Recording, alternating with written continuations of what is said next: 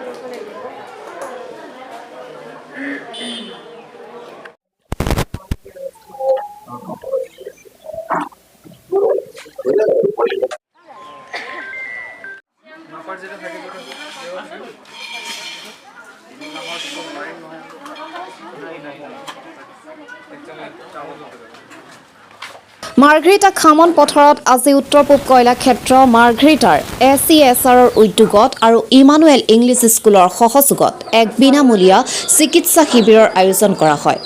চিকিৎসাৰ উপৰি ৰোগীসকলক ঠাইতে বিনামূলীয়াকৈ ঔষধ পাতিও প্ৰদান কৰা হয়। উত্তৰ পূব কয়লা ক্ষেত্ৰ মাৰ্ঘেৰিটাৰ অন্তৰ্গত কেন্দ্ৰীয় চিকিৎসালয়ৰ চিকিৎসক ডক্টৰ সঞ্জীৱ সোণোৱালৰ নেতৃত্বত 4জনীয়া এটি চিকিৎসকৰ দলে চিকিৎসা শিবিৰটোত চিকিৎসা সেৱা আগবঢ়ায়।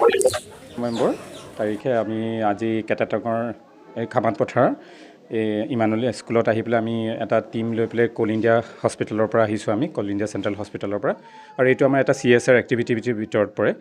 চ' ইয়াত আহি পেলাই ভালেই লাগিছে।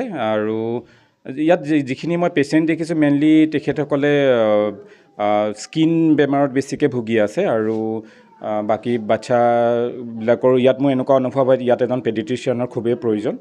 আৰু যিখিনি হোষ্টেলৰ ল'ৰা ছোৱালী আছে তেওঁলোকে বিশেষকৈ স্কিন বেমাৰত ভুগি আছে, স্কিনৰ কিছুমান ডিজিজ ওলাইছে, এইবিলাক মই দেখিছোঁ।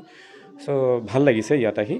আৰু আমি আহোঁতে বতৰটো বেয়া আছিল, এতিয়া বতৰো লাহে লাহে মুকলি কৰিছে আৰু পেচেণ্টৰো লাহে লাহে আহিব আৰম্ভ কৰিছে। ভাল লাগিছে, অভাৰঅল এক্সপিৰিয়েঞ্চটো ইয়াত ভাল লাগিছে মোৰ ইয়াতে আহি। যদি আপোনালোকৰ চেনেলৰ যোগেদি সকলো ৰাইজলৈ আন্তৰিক শ্ৰদ্ধা আৰু সেৱা জনাইছোঁ। আজি আমাৰ ইনথেম পঞ্চায়তৰ অন্তৰ্গত কেৰেটং পঞ্চায়তৰ অন্তৰ্গত খামন পথাৰ স্থিত ইনামুল ইংলিছ স্কুলত স্কুল কৰ্তৃপক্ষই এখন বিনামূলীয়া স্বাস্থ্য শিবিৰ আয়োজন কৰিছে। আৰু এই স্বাস্থ্য শিবিৰত আমাৰ স্থানীয় অগণন সহজ সৰল ৰাইজে তেখেতলোকৰ বিনামূলীয়া চিকিৎসা সেৱা আগবঢ়াবলৈ সুবিধা পাইছে। আজি আমি জানো যে এজন ডক্টৰৰ ফিচৰ পৰা আদি কৰি এটা সামান্য ঔষধ কিনিবলৈও যথেষ্টকেইটা পইচাৰ প্ৰয়োজন হয়। গতিকে এই স্কুলৰ কৰ্তৃপক্ষই সেৱামূলক যি মনোবৃত্তি লৈ এই স্বেচ্ছামূলক অনুষ্ঠানভাগ আয়োজন কৰিছে, তাৰ বাবে স্কুলৰ কৰ্তৃপক্ষ শলাগৰ পাত্ৰ। কেৱল ইমানতে সীমাবদ্ধ থকা নাই, এই স্কুলৰ শিক্ষকবৃন্দ তথা স্কুলৰ পৰিচালকে ছাত্ৰ ছাত্ৰীক পাঠদান দিয়াৰ ক্ষেত্ৰতো অধিক গুৰুত্ব প্ৰদান কৰিছে। বিদ্যালয়ৰ ৪ৰ্থ বৰ্ষ ইতিমধ্যে হাইস্কুল শেষান্ত পৰীক্ষা এখেতলোকে অৱতীৰ্ণ হৈছে, আৰু ৪ৰ্থ বৰ্ষলৈকেও 100% তেখেতলোকে সফলতা অৰ্জন কৰিছে। খুব সুন্দৰ তেখেতলোকৰ পাঠদানৰ ব্যৱস্থা, আৰু তেখেতলোকৰ পাঠদানৰ লগতে শিক্ষকৰ যিটো উপস্থিতি হাৰ তেখেতলোকক খুব প্ৰশংসনীয়, আৰু ৰাইজে যথেষ্ট আদৰ আৰু সন্মান কৰে স্কুলৰ ৰীতি নীতিবিলাক। আৰু আমি আশা কৰোঁ স্কুলৰ কৰ্তৃপক্ষই যি সেৱামূলকভাৱে আজি বিনামূলীয়া চিকিৎসা অনুষ্ঠিত কৰিছে, পৰৱৰ্তী সময়ত তেখেতলোকে ৰাইজৰ আৰু অধিক মৰম আৰু আশীৰ্বাদ পাব বুলি আমি আশা কৰোঁ। আৰু আজি যিটো অনুষ্ঠানটো চলি আছে, যথেষ্ট সংখ্যক চিকিৎসক আজি আহি আমাৰ মাজত উপস্থিত হৈছেহি, বিনামূলীয়া ঔষধ আহি আছে। কোনো হতাশয় ৰাইজে যদি এতিয়াও চিকিৎসাত অংশগ্ৰহণ কৰিবলৈ ইচ্ছুক কৰে তেতিয়াহ'লে দিনৰ প্ৰায় 3 বজালৈকে আমাৰ কাৰ্যসূচী চলি থাকিব। আমি সকলোকে আহি বিনামূলীয়া চিকিৎসা গ্ৰহণ কৰিবলৈ আমি সাদৰেৰে সকলোকে আমন্ত্ৰণ জনালোঁ। ধন্যবাদ।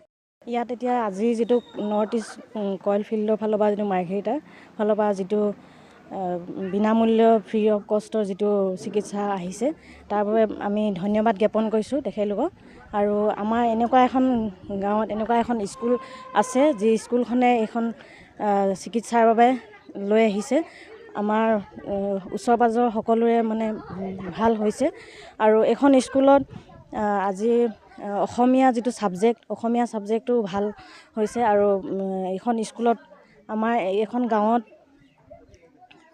ভাল ৰিজাল্ট পাইছে এইখন স্কুলৰ ভাল 100% ৰিজাল্ট হৈছে আৰু আমি ভাবোঁ যে এনেকুৱা এখন সৰু গাঁৱত স্কুল ইংলিছ মিডিয়ামৰ স্কুল এখন আছে তাৰ বাবে আমি ৰাও ছাৰকো ধন্যবাদ জ্ঞাপন কৰিছোঁ আৰু ইমানেই কৈছোঁ বাকী স্কুলখনৰ বাকী গোটেইখিনি শৈক্ষিক ক্ষেত্ৰত শিক্ষাৰ ক্ষেত্ৰত সকলোখিনি ভালেই আৰু বাকী ক'বলগীয়া নাই ইমানেই ধন্যবাদ